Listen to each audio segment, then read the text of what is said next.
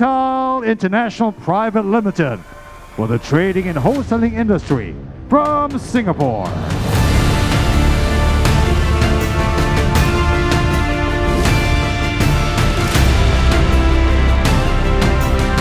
For me, God blessing a flounder in my hand, because without him, I would not be here standing, receiving this prestige award. Okay, my name is Murthy. I'm from Witthal International. My company name is Witthal International Private Limited. Okay, winning this award reinforced Witthal Group mission to lead in sustainability, energy and manufacturing, and validate our vision to create term positive impact for communities and future generations.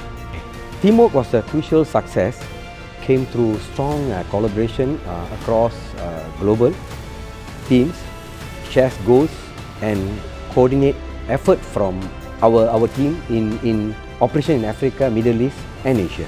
Okay, Witthal is different by its global chain integration, leadership and sustainability, strategic diversion and community focus approach, the support by fair trade and grassroots development.